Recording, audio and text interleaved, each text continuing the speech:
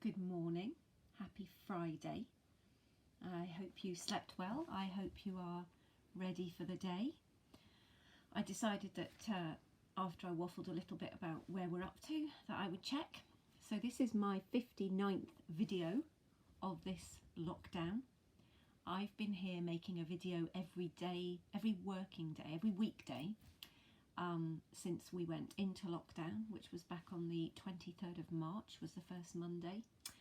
And I've been here talking away for you as parents and carers of children and young people who in the pre-COVID world would have been at school or college, but who are at home with you because of a global pandemic. And today's video 59. It would have been video 60, but I did have one day off because of the fact that Black Lives Matter.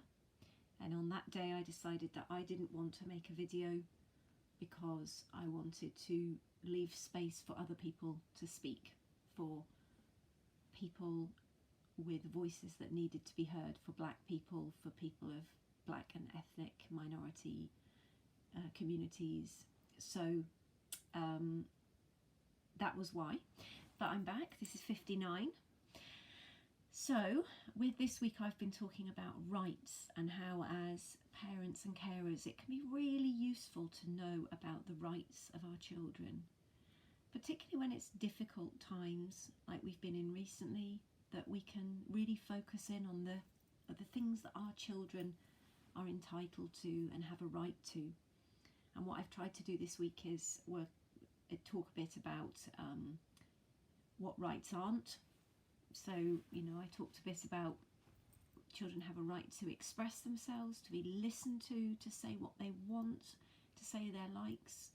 But that doesn't mean we always give into or agree with what they say or just go with what they say. So I gave an example of if a child says that they want to eat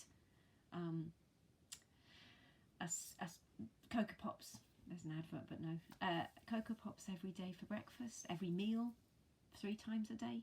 They might want that, but we as the adult, we as the duty bearer under rights, need to weigh that up with other things that they need.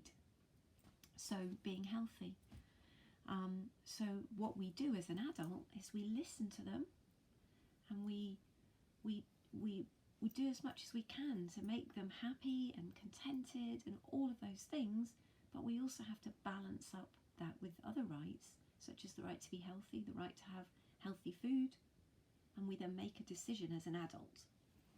So today, because it's Friday, I've got Friday earrings in today, I thought I'd talk about the right, which is one that perhaps is just going to feel a little bit less heavy, a little bit less serious, but is still really serious, which is Article 31, the right to play, leisure and culture. The right to leisure, play and culture.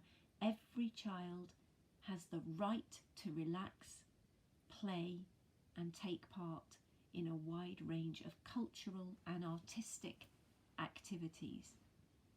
And again, you know, you could say, well, if they say, well, I've got a right to play, therefore I'm not doing my schoolwork.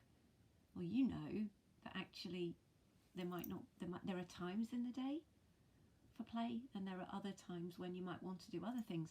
But the amazing thing about play is that, you know, it's so important, because we tend to think of work and play, and learning somewhere in between, but actually play is a learning activity.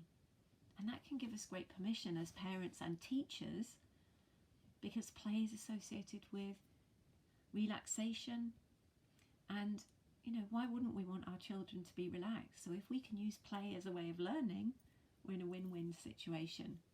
And people used to say, you know, some people used to say, oh, school shouldn't be fun, learning's not about fun, these teachers that just want fun. No, we don't just want fun, we want learning, but why wouldn't we want our children to be relaxed? So, play. Find some time today to play. I think it's hard. I think it's hard at the moment to remember that we need that downtime, that relaxation. And it can be hard to actually relax at the moment for all the reasons we've talked about, because we're bombarded with worries and a global pandemic. But that's why it's important to take time, almost to force ourselves to play, to pull out a board game, to take out something that's going to use up our minds and our focus, but on something that's perhaps play related. So think about how you play. I know with younger children it's easier, but with older teenagers you might think, well, they're not going to want to play. But it's amazing, you know, sometimes they'll say no probably to begin with. Imagine if you said today, oh come on, let's have a game of bananagrams, let's have a game of snakes and ladders. And that first reaction you'll get from your teenager will probably be, oh, Mum, you're so embarrassing. No, I'm not, no. But then you know what might happen is 20 minutes later, a couple of hours later, you said we were going to play a game today. Why haven't we done it? Because deep inside they probably want to play that game with you. So suggest it. Even, you know, going outside and doing something like I Spy. Something playful for this Friday. Because we need it. It's a right. It's a right for children to play. And just before I finish, I can't finish without mentioning Michael Rosen. Michael Rosen has been in hospital with the coronavirus for a long time. His family have been tweeting, and he's back. He's back on Twitter himself, tentatively. It's been really difficult for Michael Rosen fans because he's been a prolific tweeter and he writes these amazing poems. And I think Michael Rosen is a kind of an epitome of a playful attitude in the poems he writes, in the videos he makes. So if you don't know Michael Rosen as a poet and you want some playful words today, then check out the link under my YouTube video today. I'm going to put up our family's favourite Michael Rosen poem, which is Chocolate Cake. And I wouldn't even attempt to read it myself because you just need to see him do it. So I'll pop that link. So have a playful day. Don't feel guilty about playing.